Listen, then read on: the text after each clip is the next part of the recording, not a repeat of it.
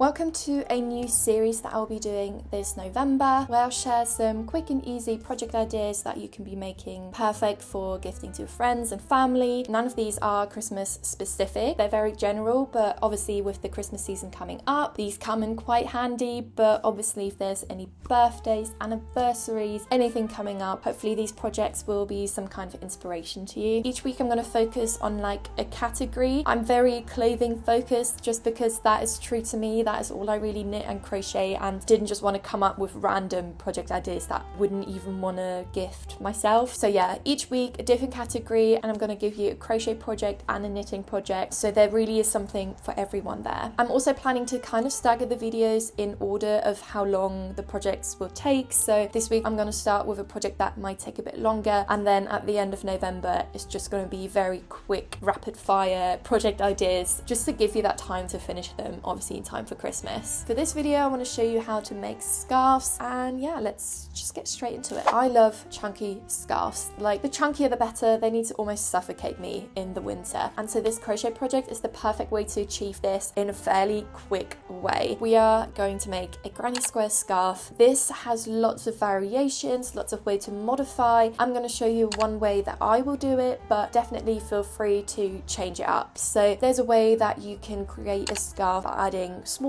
squares together to make like different panels. You can also just do one size squares and do that all the way around, which is what I'm going to do. I'm doing mine in black and white just because I know I'm going to get the most wear out of it, but these projects are great for scrap yarn or anything that you have laying around. Let me start by showing you how to make a granny square if you've never done one before, and most importantly also show you how to change colours so that you don't have to break your yarn every row, which just means you'll have less loose ends to weave in later on, which is an absolute time saver. I got my yarn from Hobbycraft and I used the Women's Institute acrylic and the lead of the pack. I also held 2 strands of each yarn to make this even chunkier. I then used the biggest hook I had available to me, which was a 6mm one, and then in total I ended up using just under 3 balls of yarn for each colour, so a total of 6. You can use the yarn that I used for my project as like a rough guideline for the yarn that you might want to look for. So to make a granny square, you want to start off by making a slip knot and chain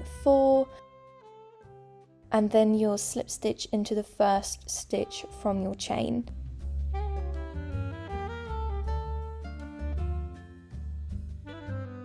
You then chain 2, and that will count as your very first double crochet. You then want to make 2 more double crochets into the very middle of your circle.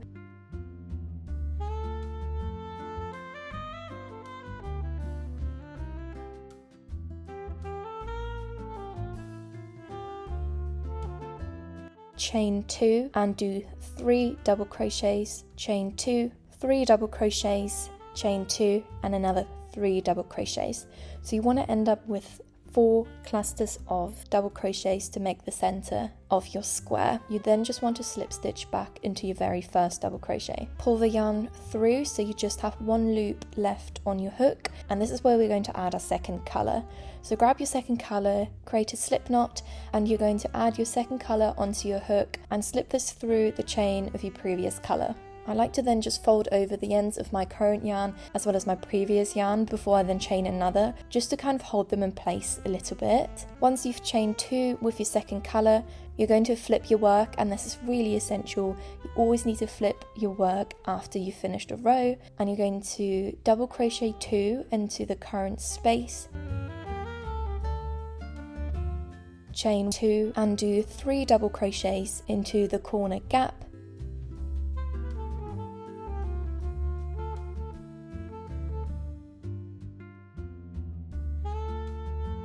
chain 1 and do another 3 double crochets,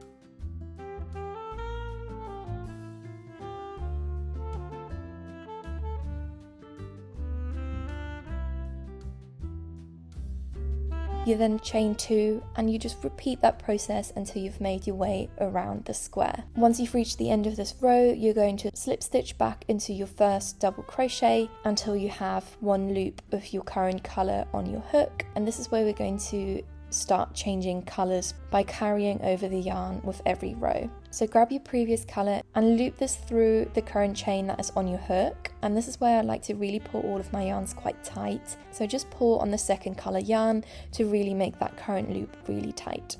Chain 2, flip your work and double crochet as previously mentioned. Once you've reached the end of this row again, I'll just show you another colour change. You're just going to slip into the first double crochet and then grab the previous colour, chain this through, pull the other colour quite tight so there isn't any give on the carried over yarn, chain 2 and then flip your work. Essentially what you're doing by pulling your yarn fairly tightly is just to allow it to sit nice and neat so it's not so obvious that the yarn has been carried over. You see this colour changing method isn't perfect and it doesn't create like a super clear transition between the two colours.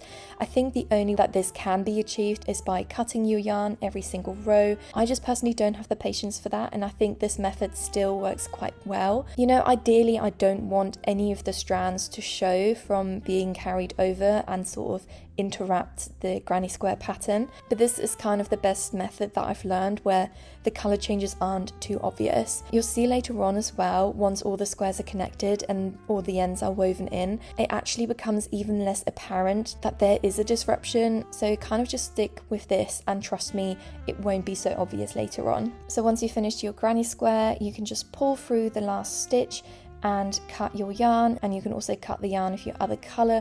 Just make sure you leave a bit of an end to make it easier to weave in later on. So here you can see what that looks like, and I feel like if you look closely you can obviously see that there's a disruption, but from far away it's not really that obvious. You then want to just weave in your last colour, and you can use your crochet hook and just weave that through your top stitches. I like to go one direction for a few stitches and then make my way back again. I feel like that way the yarn sits fairly tightly. So in order to connect all your squares, I like to use the join as you go method, and to do that you're going to cast on one of your colours and start double crocheting on one of the corners. You're basically continuing the granny square pattern, and as you're doing that you will be connecting the squares. So make your way around the square but leave one side undone, so 3 of your sides have added granny squares, and then this is where you add your second square, and you're going to double crochet into the matching corner. You'll do 3 double crochets in those.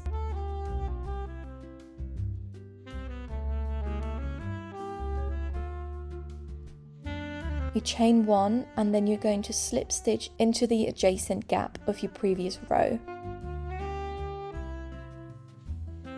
After that, you're just going to do 3 double crochets into the next gap of your current square, and you're going to repeat this all the way down the side until you reach the other corner, and this is where you're going to do 3 double crochets, chain 1 and slip stitch into the gap of your previous corner.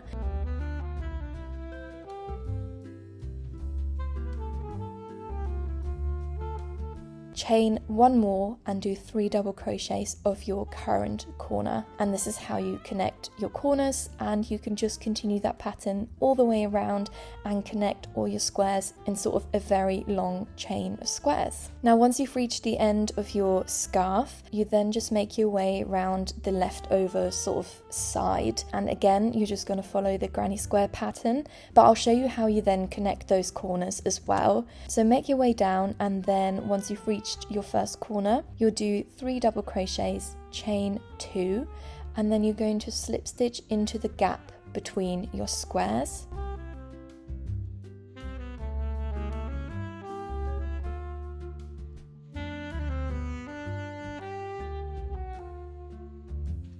Chain 2 and do 3 double crochets into the corner of the next square.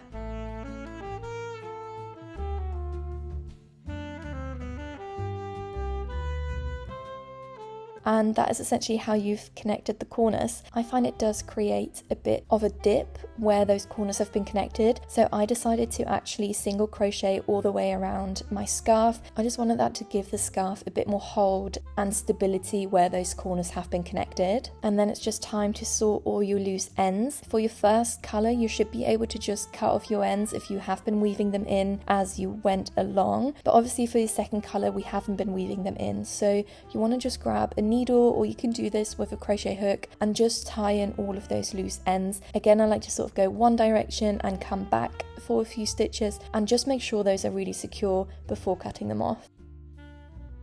Having said that I love chunky scarves, for the knit project I want to make a neckerchief scarf, and I've seen these around for the longest time and I'm completely obsessed with them. I'm not going to give you a direct breakdown or tutorial on how to make it, because I'm actually going to be referring to the Sophie scarf pattern by Petite Knit. That is literally perfect. Like, there's no other way that I would do it or anything that would change about it. You can obviously purchase the pattern, but they also provide step-by-step video tutorials. I think they are in Danish, but all of them have English subtitles, which I think work pretty well. But yeah, I just really wanted to make this together with you. So if you also want to make this, look at the pattern, look at the tutorial, and we can knit it together. Maybe we'll have the same sort of questions or issues coming up, and then we can sort of solve them together.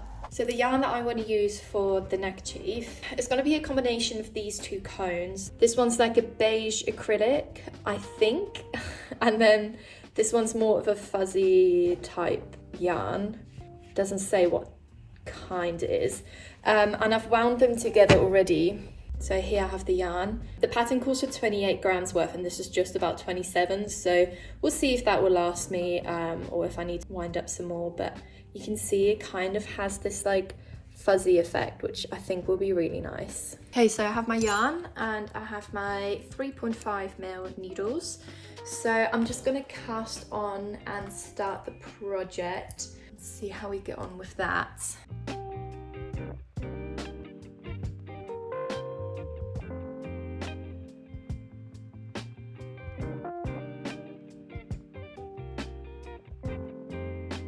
Okay, I've done the first 7 rows, and this is where the video tutorial comes in really handy, because they've just recommended to put a stitch marker onto like whenever you finished a section, because basically the project is made out of a section of 8 rows, which you do 26 times. So I think that is where it makes sense that every time you've made a section to put a stitch marker. I don't have 26 stitch markers, but I might just do it every time I've finished a section, and I'm gonna keep track.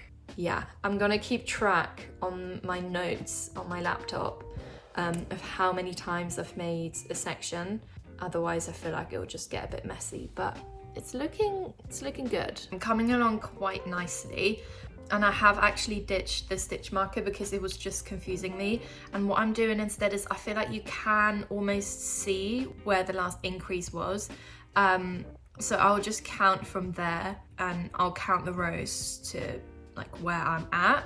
If you feel safer with a stitch marker, go for it. It was just really confusing me, and I find this way to be a lot easier. I am definitely finding a rhythm now. Like, the pattern is really, really straightforward. You are just repeating the same like rows again and again, and it's looking really, really cute already. Okay, it's been a couple hours, but this is the progress. I got stuck for such a long time around here because I realised I made a mistake, and then I tried to unravel it, but then when I put everything back on the needles, I didn't put it back properly, and I made so many mistakes, but we're back on track. The pattern I think calls for like around 30 or 33 stitches to be on your needle when you then start decreasing, but I kind of just wrapped it around my neck like halfway, because this is meant to go around your neck twice, and I feel like it reaches a good length here. So obviously from here onwards I'd have another, and then I can tie the knot here. So I'm just going to start decreasing as the pattern calls, even though I haven't really got the width that I need to, but it's probably because my yarn is either thicker or maybe just the overall tension is different to the pattern. I'm just going to work on decreasing, and then I should be done. So I ended up actually knitting a lot more, and I think I did till I had about 27, 28 stitches on my needle, and then I started decreasing. I've just run out of yarn though, which means that I think my finished result is going to be a lot bigger than the original, because I used up the 27 grams which were in the pattern. So we'll see how it turns out, but overall it is coming along quite nicely. Like, you can sort of see, I think it will look quite cute. As part of the video tutorials, they do show you a good way to change the yarn as well, so I'm just going to follow that. I wound up some more yarn here, so hopefully that can be woven in quite nice and neatly, but I think essentially you're going to try and weave it into these like side sections, which makes sense, and I feel like you can hide the ends quite nicely in there.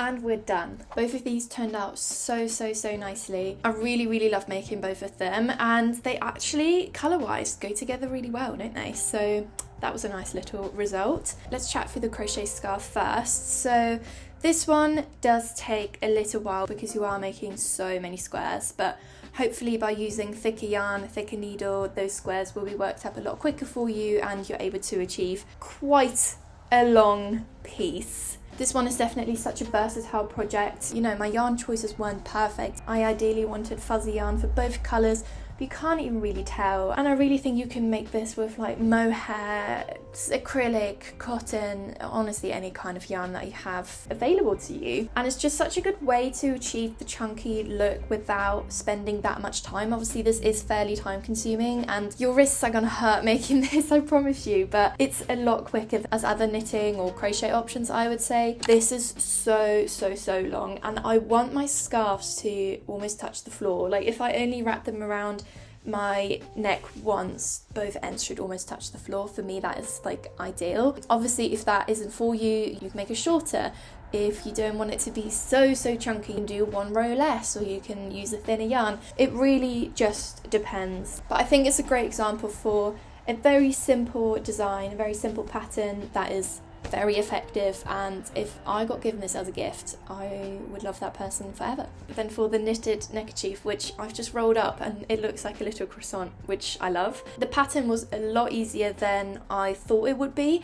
I think having the video tutorials definitely helped. I'm not the most patient with knitting patterns, so if I have a visual demonstration of how certain things are done, if I'm ever stuck, then that really helps me just continue and get out of a rut. I do think I followed the instructions a little wrong and I did too many rows per section, so it turned out fairly long, but I still absolutely love it. And despite me pretty much doubling the rows of the pattern, I was still able to do this fairly quickly. So this really is just a perfect little gift, so you don't have to spend too much time on it. But this is something that I don't even know where you would buy it. Like again, if someone gave me this, I would be over the moon. I would definitely be making more of these in different colours and stuff. I'm just completely obsessed with it. Alright, I really hope you enjoyed this video, sort of the first one of the series, and let me know if you do end up making any of these or if you've made something similar. I'd love to hear about it or see any photos. I'm so excited to share all the other videos with you as well over the coming weeks. But yeah, thank you so much for watching and I'll see you next time. Bye!